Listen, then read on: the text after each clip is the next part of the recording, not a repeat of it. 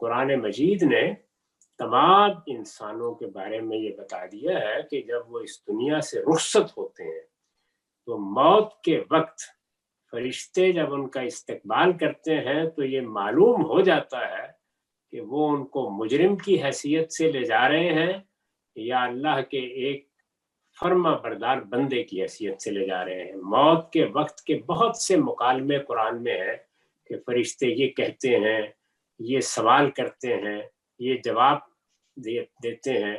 तो उस मौके के ऊपर जब मौत आती है, फिर कुछ तफसीलात हदीसों में है जिनके बाद यही मालूम होता है कि हर शख्स को सुला दिया जाता है, क़यामत तक लोग सोते रहेंगे और जब फिर सूर फूंका जाएगा तो वो उठेंगे और उठकर अपने परवरदिगार के हुजूर में हाजिर हो जाएंगे।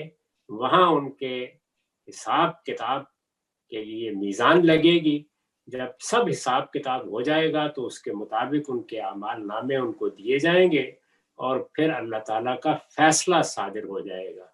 यानी किसके लिए क्या है, वो फैसला अदल की बुनियाद पर होगा, जो जिसका मुस्तहिक है उसकी बुनियाद पर होगा, और फिर बाद में अलबत्ता रहमत, इनायत और करम अफ़्व दरगुजर का बायस भी बनेगा। ये वो आम कानून है जिसके मुताबिक दुनिया से लोग रुखसत होंगे, रुखसत हो रहे हैं, क़यामत में उठेंगे। इस दौरान में वो सोते ही रहेंगे।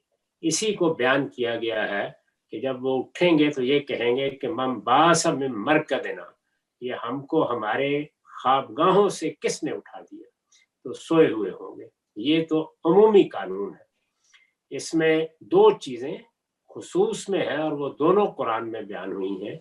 एक ये कि जिन कौमों की तरफ अल्लाह के रसूल आए और उन पर उन्होंने हुज्जत तमाम कर दी तो दुनिया ही से उनका अजाब शुरू हो जाता है, जिस तरह के आले फ़िरौन के बारे में बताया है।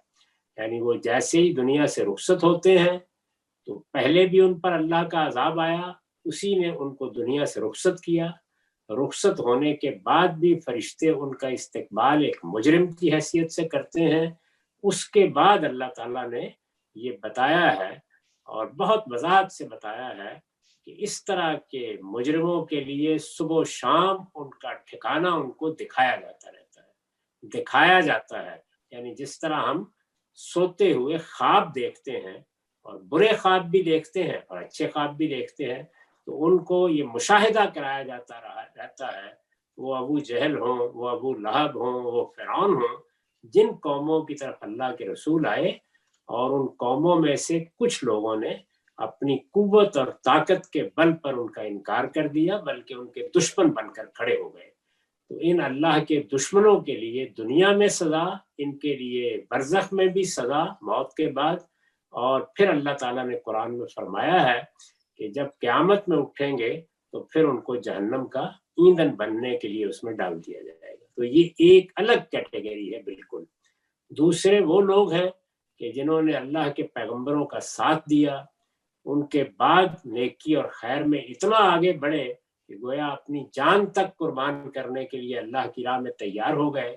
जैसे मैंने अभी रोज़े पर गुफ्तगू करते हुए इब्तिदा में ये अर्ज़ किया कि अल्लाह ताला के साथ हमारा ताल्लुक परस्तिश का है, वो नमाज में ज़ाहिर होता है, इताअत का है, वो रोज़े में ज़ाहिर होता है, और हज व उम्रा में अल्लाह की नज़र अपने आप को कर देने की हम तमसील का हिस्सा बनते हैं।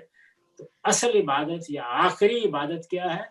अपने जानो माल को अल्लाह की नज़र करने के लिए तैयार हो जाना।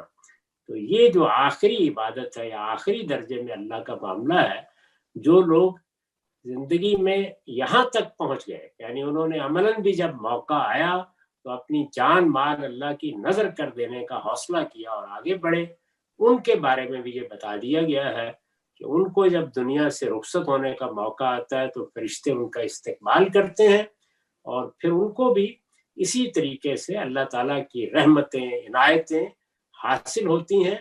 बिल्कुल उसी तरह जिस तरह सोते में हम बहुत अच्छे ख्वाब देखते हैं, उनसे हज़ उठाते हैं, उनका लुत्फ़ लेते हैं, और क़यामत तक यही मामला उनके साथ होता रहेगा, यहाँ तक कि फिर वो उठेंगे। और जिस तरह से आले फ़िरौन के बारे में ये कहा कि उनको जहन्नम में दाखिल कर दिया जाएगा, इनको अल्लाह अपनी जन्नतों में दाखिल कर देगा। تو یہ پوری بات ہے، یہ ساری قرآن میں بیان ہوئی ہے، اس میں کوئی چیز قرآن سے باہر نہیں ہے، حدیثوں میں اسی کی تفصیلات ہیں، ان میں کوئی بات زائد نہیں۔ تاہم آپ پڑھنا چاہیں تو میں چونکہ اپنے زندگی کے اب آخری پروجیکٹ میں حدیثی پر کام کر رہا ہوں، تو عذاب قبر کی روایتوں پر پورا کام شائع ہو چکا ہے، آپ اس پر ایک نظر بھی ڈال سکتے ہیں۔